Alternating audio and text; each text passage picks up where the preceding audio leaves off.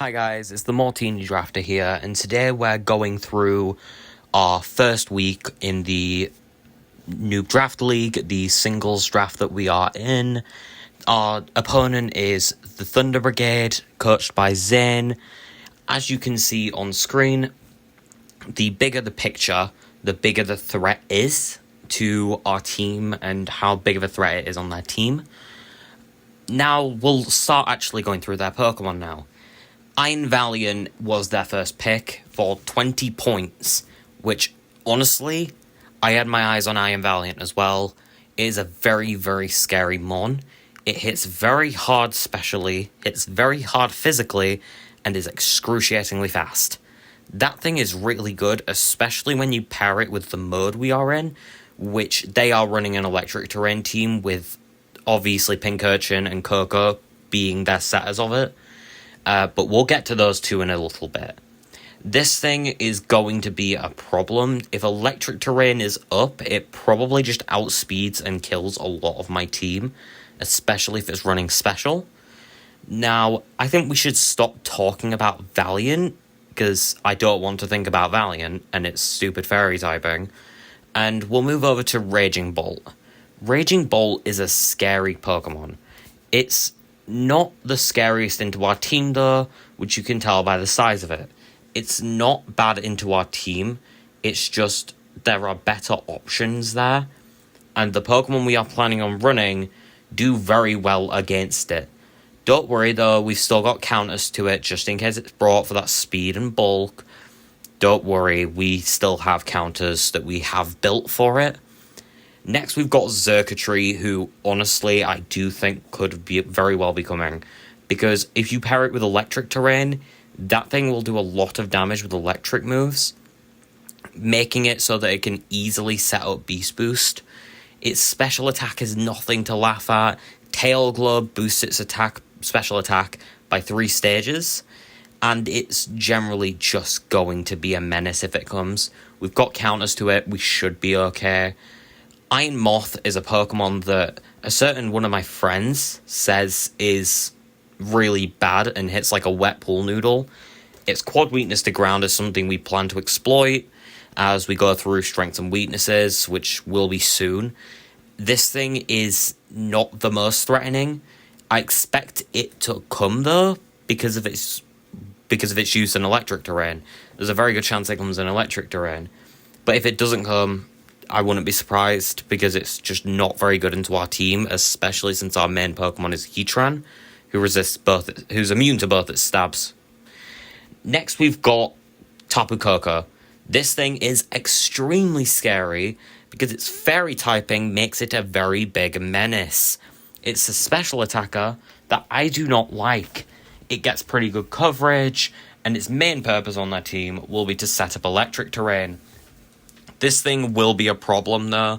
I think the main set we're seeing is electric terrain, Volt Switch, and it will just be a pivot that resets it over and over and over again. But if it's in the face of a certain Pokemon, it won't be switching out, not a chance. Our next Pokemon is Iron Crown. Iron Crown is not the scariest thing in the world. The only reason I'm scared of this thing is because it counters one of our main win cons in, well, you'll see later. It's Diancie. For spoilers, we are bringing Diancie. But it is a very good counter to it, since its steel typing is quite effective, which makes me think they will be bringing it, despite it being weak to Heatran. Their next Pokemon is Pincurchin, which is surprisingly big for a Pincurchin, purely because it sets up electric terrain and its water moves can cause problems for ground types. This thing might be coming purely to be an electric terrain setter with Coco, but I do definitely not think it's 100% coming. Next, we've got Rotom, who literally is just here to be immune to ground. He won't be coming to this game. Yeah, Defog gets rid of hazards, but we don't really have much hazards going into this game anyway, so it's not an issue. Emolga does the same thing, but is cuter and has better stats. So Emolga could be coming. I doubt it though, because, not many hazards, and no, maybe. They might bring it. Who knows? We won't know until we fight them. Palmer, not a clue why they even drafted this thing. It's weak, and it ain't doing anything to us at all. But I think we should move on to our strengths and weaknesses. The strengths of their team is it's a very fast team. Pokemon like Valiant, Pokemon like Tapu Koko, very, very fast, but not very bulky. That is something we plan to exploit very much, though it might be very difficult to get attacks off since their team will generally outspeed ours. Valiant is a very scary Pokemon, as I've gone through. I've already gone through it. I'm not going to go back through it. They've got a very good electric terrain core with multiple setters, with some Pokemon that can abuse it. I think there's a very good chance they bring electric terrain against us. The next thing is Beast Boost. Beast Boost is very scary. It's just Moxie, but better. Then we've got a Mulga and Rotom being immune to the ground typing, and that I don't think is as big of a strength. I think it could be good into other matchups with a lot of ground types, but against us, our rock type has our ground type has other moves. It has a lot of coverage to kill both. Its main weakness, obviously, as I've said, is that ground typing. That ground typing clears everything except 3 Pokemon on their team, which is why a certain Pokemon will be something to look out for. It's not the strongest outside of electric terrain, which means if we can get Koko killed and grind out that terrain to a halt, we should actually be good. And there's not much bulk on this team to really threaten us with, so we can pretty easily run a speed blitzing team and be happy. The next thing is our probable lead being a Kainu. This is going to be a probable lead, and you might be thinking, why are you running a physical Heatran? What is wrong with you? It gets Earth Power instead of Earthquake so it can cover those electric types. It's here because of this move, Rock Blast with loaded dice. That is here because it's just generally good. It does pretty good work, and it's not something my opponent will expect. And I am under the impression that certain things on their team will be run specially in preparation for Heatran to run a special set. Its Flash Fire ability is purely here to just mess up Iron Moth. And generally, I think this thing could come into play. It's going to be our lead, so it will be seen. And I think it could do some work. I just don't think it's going to be the biggest Pokemon on our team, surprisingly. The next Pokemon is the Pokemon you should be looking out for. Any Pokemon you see with this crown is something you should be looking out for during matches. It's Frankie the Crocodile. Crocodile has Smackdown, Darkest Laria, Earthquake, Gunk Shot with Moxie, and Expert Belt. Its max attack and its max speed, with an attack increasing nature, just makes it a menace. It will literally kill anything in one hit except for Iron Valiant, which Gunk Shot landing would probably kill it anyway. I just believe we're getting outsped if electric terrain is up, because of its speed boost. It only really worries about a boosted Iron Moth otherwise, because Energy Ball coverage is annoying. But otherwise, yeah, Frankie just goes really well into their team and exploits that really big ground weakness. The next Pokemon we're bringing is Enel the Kilowattrel. This is purely here just to kill Iron Valiant. I'm not going to sugarcoat that. It's all special attack, all speed. It's just going to click Air Slash with Choice Scarf, so outspeeds and one-shots. Even if Valiant is Choice Scarf and doesn't have a speed boost, or just has a speed boost, we are still outspeeding with Choice Scarf. We should outspeed with Choice Scarf no matter what, really. We should be outspeeding no matter what with Choice Scarf. But if they're running Choice Scarf and have electric terrain up and they're speed boosting, we might be in a bit of a bad position.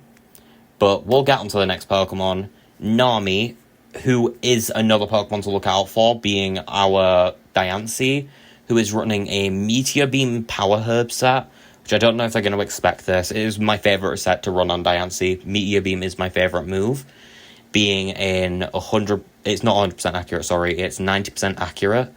Rock special move that boosts your special attack by a stage. It's a really fun move. This move does a lot of damage into anything that is going to be on the field.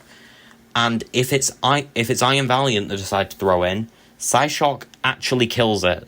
instantly. If that thing is running special defense, like I think it will in preparation for Diancie, Psyshock will kill it. Moonblast will kill it if it's not. It's not an issue. Power Gem, just generally good coverage. This thing's a really good answer to a lot of Pokemon on their team. Power Herb obviously lets Meteor Beam go off without the charge turn. Its EVs are generally pretty defensive. Its special attack stat being insane, though, is what we're after. And it can clean up the game when Iron Crown is dead, because it's quad weak to Steel, so we don't really want it in against Iron Crown. Another Pokemon on our team will be Robin. This thing is our counter to Valiant times 2. Because this thing with Psychic will just one-shot even especially defensive Iron Valiant, which Focus Sash means we will tank their hit. And if it's if it's got Choice Scarf to deal with an L, our Focus Sash will still let us survive the hit. Psychic will kill, because they can't be running Focus Sash and Choice Scarf.